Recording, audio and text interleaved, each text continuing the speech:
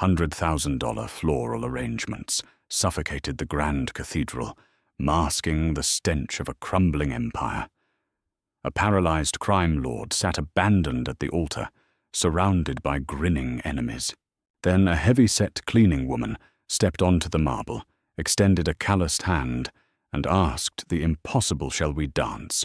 Orchids from Colombia draped every pillar of Oaxaca Castle's grand ballroom, their heavy, sweet perfume doing little to mask the thick tension rolling off the 500 guests. This was meant to be the wedding of the decade, an event covered by private society columns and monitored by the FBI from unmarked vans down the estate's sprawling driveway. Lorenzo Johnson, the ruthless head of the Johnson Syndicate, sat at the altar. His broad shoulders were encased in a flawless, custom-tailored Brioni tuxedo, his sharp jaw locked in a posture of absolute authority. Yet from the waist down, his legs lay motionless, strapped securely into a customized $20,000 Permobile F5 Corpus wheelchair. 6 months ago, a car bomb outside a discreet cafe in Palermo had shattered Lorenzo's spine. The blast had taken his mobility, but not his mind, and certainly not his iron grip on the eastern seaboard's underworld.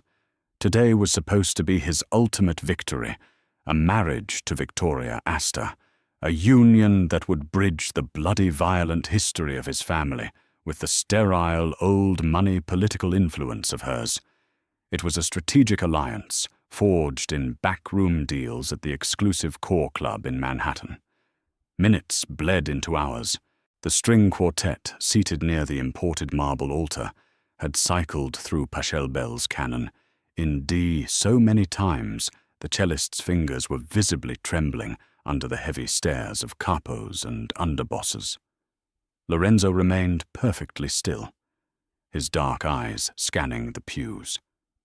In the third row sat the heads of the Lucchese and Genovese families, their initial expressions of polite respect slowly melting into barely concealed smirks. A crippled Don was already a target.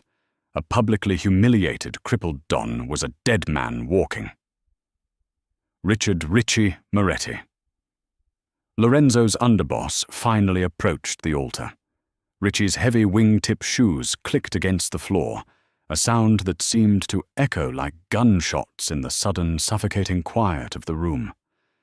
Richie leaned down, his face pale, smelling faintly of cold sweat and expensive scotch.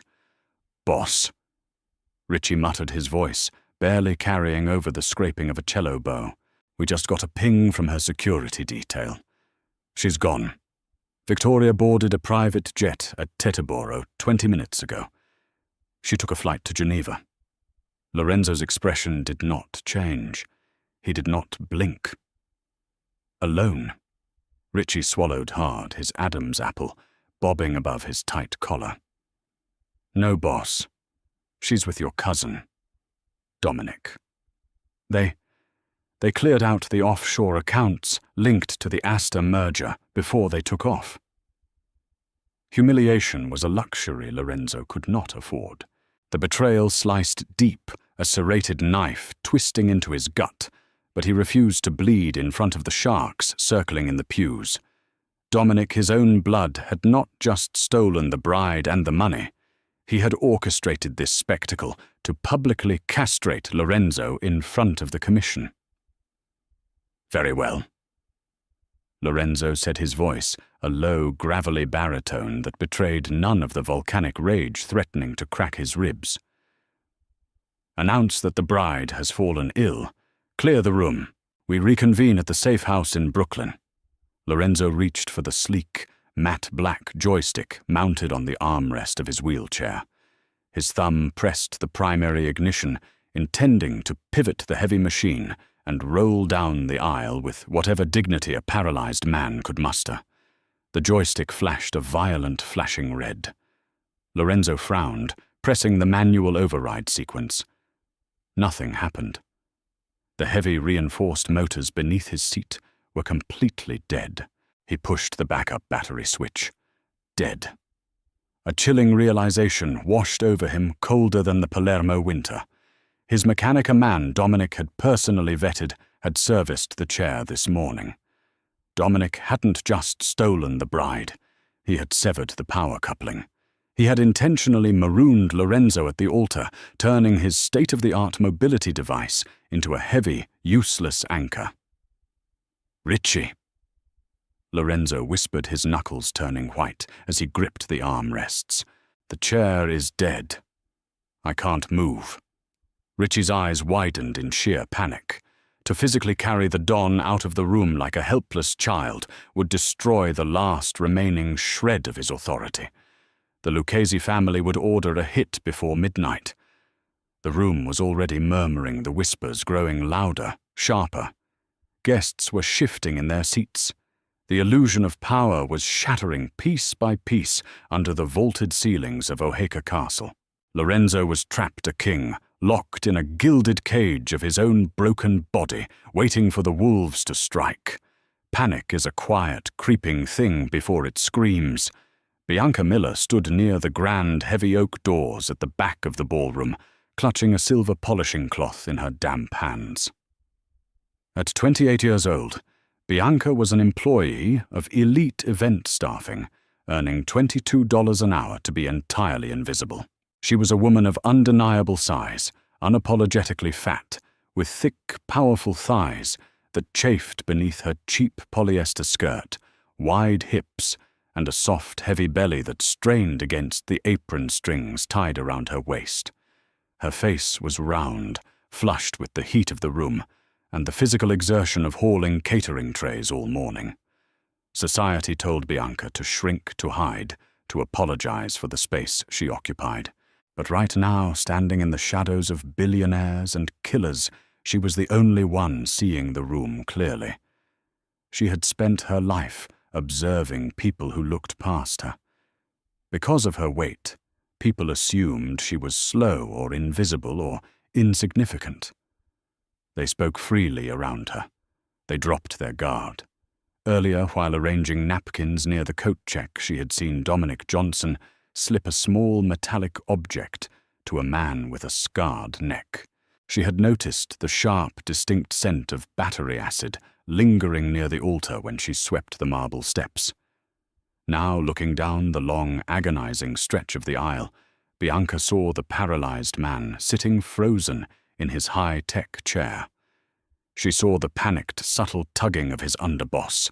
Most importantly, Bianca saw the man with the scarred neck in the third row, slowly unbuttoning his tuxedo jacket, his hand slipping toward his waistband. The Don wasn't just stuck. He was being lined up for execution. Bianca didn't think about the danger. She didn't think about her own safety or the fact that she was a fat, exhausted maid stepping into a war zone of Italian mobsters.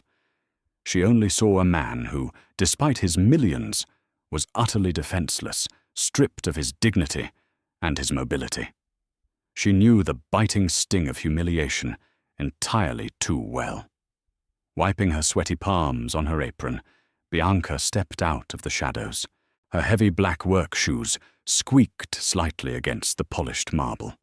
The sound was microscopic, yet as she moved down the center aisle, the murmurs in the room began to die down.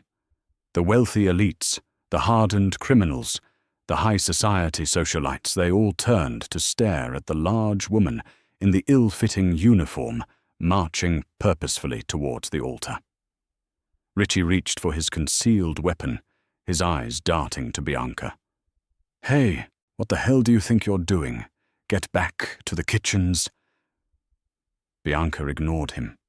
She carried her weight with a sudden grounding authority, her wide frame imposing as she stepped directly in front of the altar, placing herself between Lorenzo and the third row. She looked down at the Mafia Boss. Up close, Lorenzo's eyes were a terrifying, fathomless black, swimming with a lethal mixture of pride and fury. She offered a small, polite smile, her round cheeks dimpling. She extended a thick, calloused hand toward him.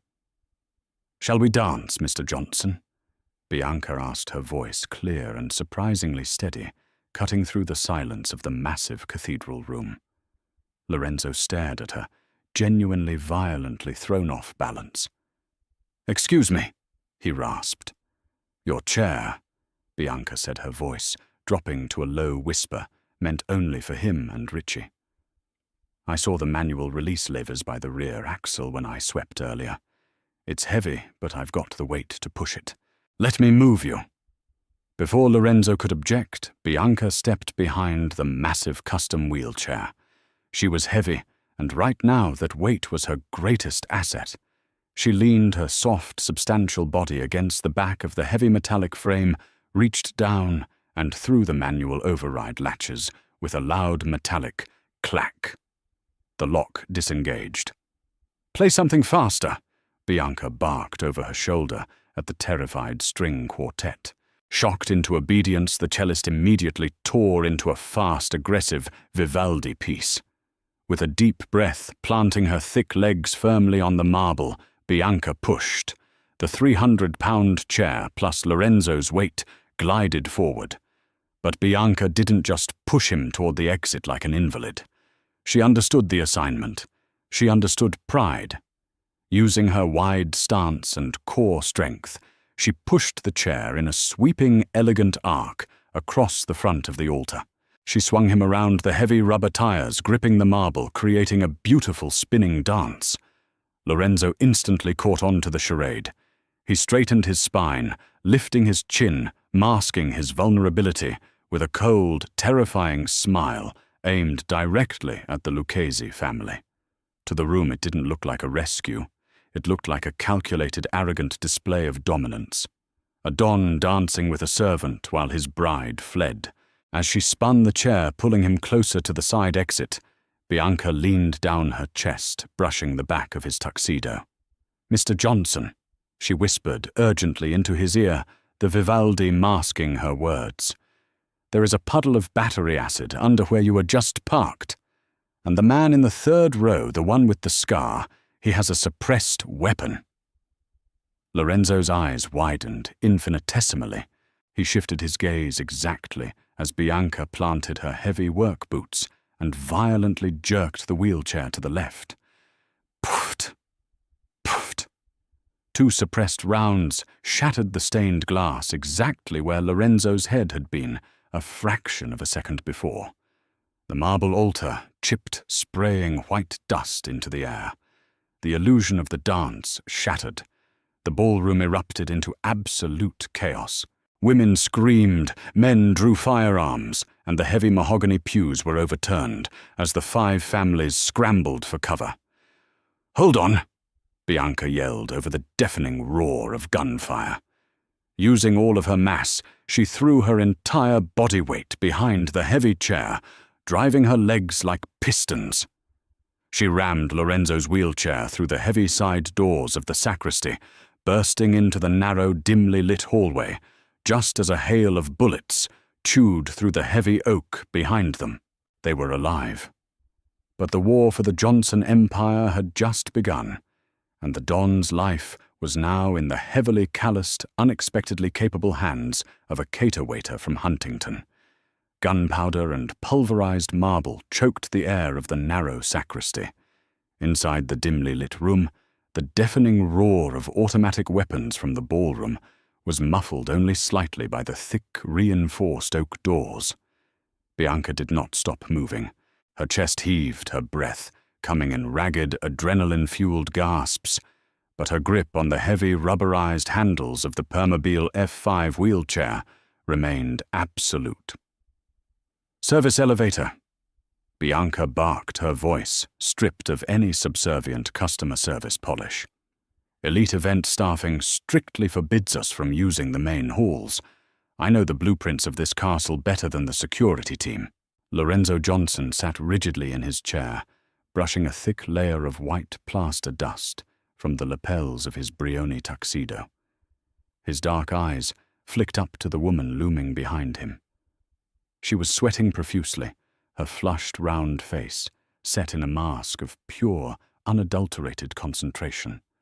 She was magnificently sturdy, her broad shoulders and thick arms radiating a raw, undeniable physical power that had just saved his life.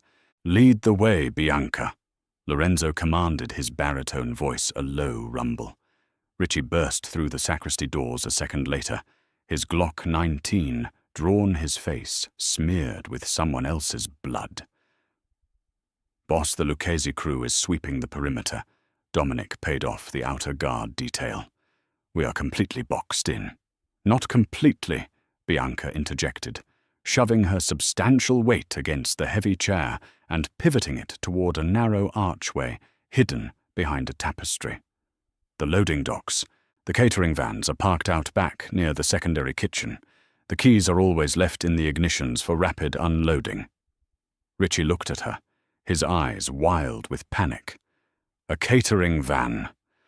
Are you insane? We need armored transport." Lorenzo raised a single commanding hand. The gesture instantly silenced his underboss. "An armored Cadillac Escalade is exactly what Dominic's shooters are looking for. A Ford Transit van smelling of stale salmon is invisible. We follow her." Bianca leaned into the chair and pushed. Navigating the labyrinthine service corridors of Oheka Castle required massive physical exertion, but Bianca's size, the very thing society constantly urged her to minimize, was her greatest weapon. When the wheels of the heavy chair caught on a thick threshold, she didn't call for Richie's help.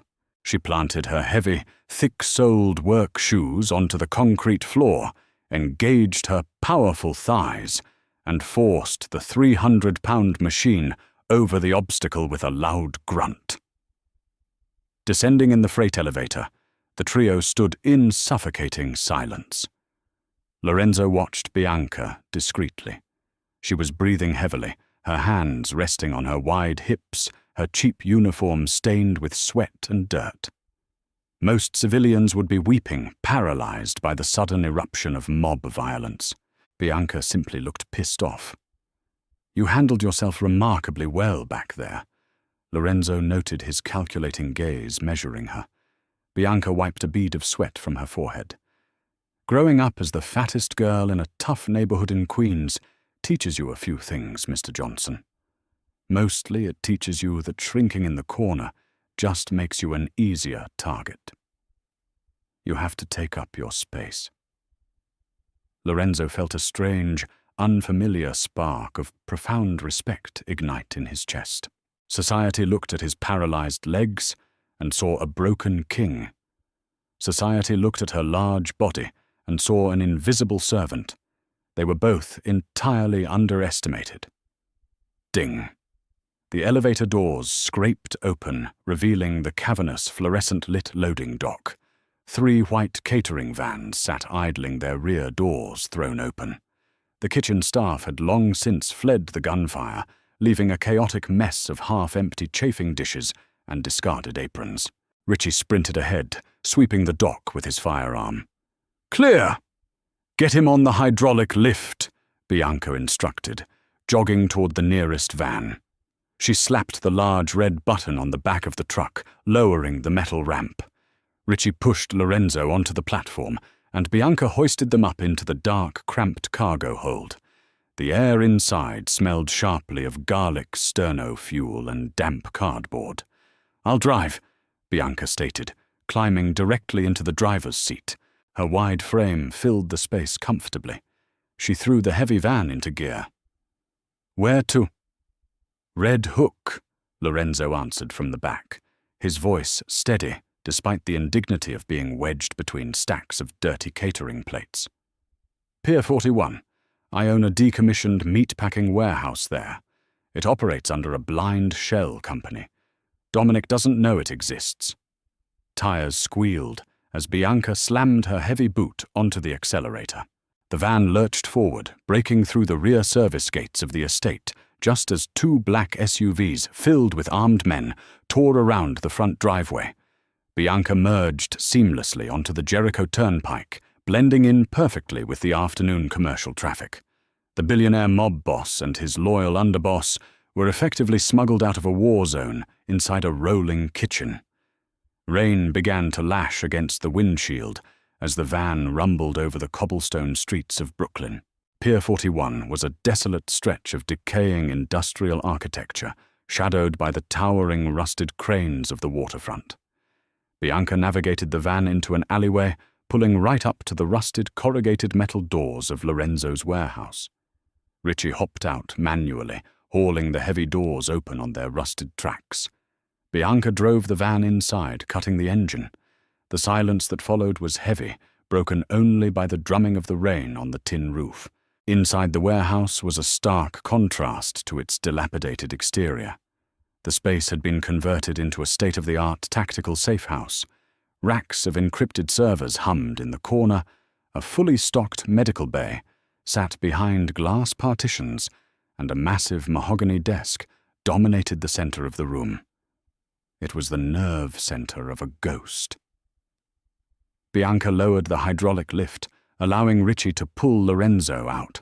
The moment Lorenzo's wheels hit the concrete floor, the Don's demeanor shifted. The vulnerability of the escape was gone. He was back in his element. "Richie!" Lorenzo snapped, rolling himself forward, using the rims of his wheels since the battery was still dead. "Get on the secure line. I want an immediate lockdown on all operations. The Lucchese family thinks I'm dead, and Dominic thinks he has my throne. Let them celebrate. I want them comfortable." Boss Dominic and Victoria took the offshore accounts, Richie reminded him, grimly pacing the floor. Victoria had the digital authorization keys. They transferred nearly $400 million to Pictet and CIS in Geneva. Without that capital, the capos won't follow us. Money is blood. Lorenzo's jaw clenched. Victoria is vain, but she is not a financial genius. Dominic is using her, and I am going to bleed them dry. Bianca stood quietly by the van, unbuttoning her tight, uncomfortable catering apron. She tossed it onto a nearby crate, standing in her simple black t-shirt and skirt. "Excuse me, Mr. Johnson." Both men turned to look at her. "The battery on your chair," Bianca pointed out, walking slowly toward him. "When I was pushing you out, I noticed the smell of the acid wasn't coming from the main power cells. It was coming from the backup junction. I've fixed enough heavy-duty floor buffers to know that if the main lines are just severed, not fried, they can be spliced." Lorenzo looked at her, his dark eyes narrowing with intense curiosity. "You can fix my chair. I have a roll of electrical tape in my pocket, and there's a tool bench over there," Bianca said, her thick arms crossing over her chest. "Give me 10 minutes. Lorenzo nodded slowly. As Bianca knelt heavily beside his chair, her soft, thick thighs resting on the cold concrete, Lorenzo watched her hands. They were large, capable, and remarkably gentle as she stripped the wires Dominic's mechanic had cut, twisting the copper back together. She didn't treat him like a piece of broken glass. She treated him like a man whose vehicle simply needed a jump start. "You have a very specific set of observational skills." "Bianca," Lorenzo said softly, the rumble of his voice vibrating in the quiet room. "When people look right through you, you get to see exactly what they're hiding," Bianca replied, without looking up, her nimble fingers working the tape. "Earlier today, I heard your cousin Dominic talking to Miss Astor on a burner phone. He told her not to book a suite at the Ritz-Carlton. He said the Four Seasons des Bergs was safer because it had an underground private funicular for VIPs. Richie stopped, pacing, his eyes widening. "Boss, if we know where they are staying, we know where they are logging in from." Lorenzo finished, a cruel, brilliant smile touching his lips. Click. Bianca stood up, wiping grease on her skirt. "Try it now." Lorenzo pressed the ignition on his armrest. The joystick lit up with a brilliant, solid green light. The heavy motors hummed to life. He pushed the stick forward, and the 300-pound machine glided effortlessly across the floor. He spun the chair around, facing Bianca directly. "You have given me my legs back," Lorenzo said, his tone utterly devoid of his usual guarded cynicism. "And you have given me my enemies. Tell me, Bianca Miller, what is a woman of your caliber doing serving lukewarm appetizers to criminals?" Bianca met his intense gaze, refusing to look away. "Surviving, just like you." 48 hours later, the narrative in the underworld had completely shifted. Rumors of Lorenzo Johnson's assassination were printed in ciphered messages across the dark web. Dominic had confidently returned from Geneva, setting up his temporary command center in the 5YP suite of the Core Club in Manhattan. Victoria Astor, however, had remained in Switzerland, tasked with managing the newly acquired funds at the Four Seasons des Bergs.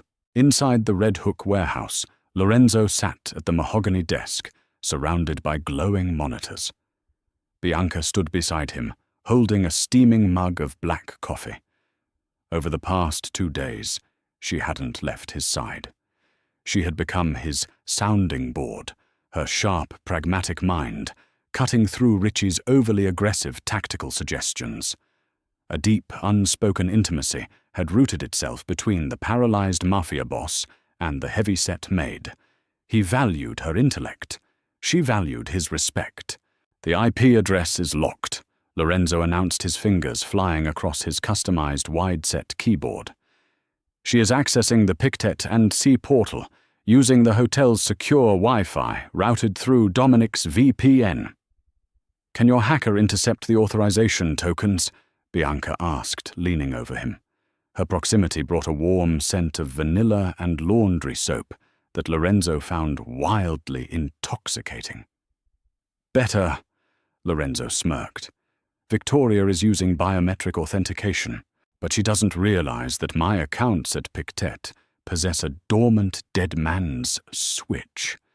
Because Dominic bypassed standard protocol to steal the funds, the money is currently sitting in a holding ledger. I am pinging the Swiss authorities with proof of corporate espionage and money laundering attached directly to Victoria Astor's name." Richie chuckled darkly from the corner. "The Swiss hate messy money." "Exactly," Lorenzo said, hitting the enter key with a definitive strike. "I just triggered a red notice. Interpol will be knocking on her luxury suite door in exactly 4 minutes. The accounts are frozen. The money is locked. Dominic is officially broke." Lorenzo spun his chair away from the desk, his eyes burning with lethal intent. "Richie, it's time." Richie racked the slide of his customized assault rifle.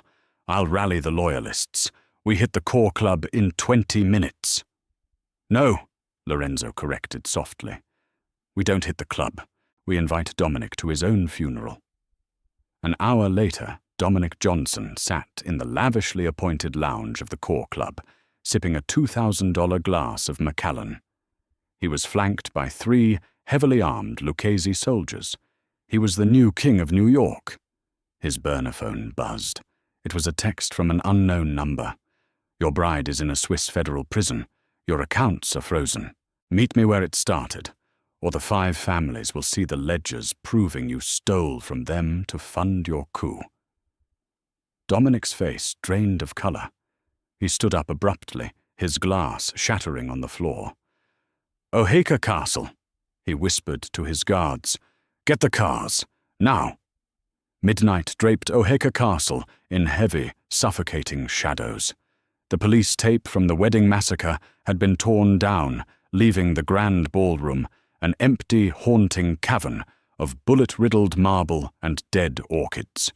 Dominic kicked open the heavy oak doors, his weapon raised, his men fanning out behind him. The room was pitch black. "Lorenzo!" Dominic shouted, his voice echoing off the vaulted ceilings. "You crippled bastard, show yourself!"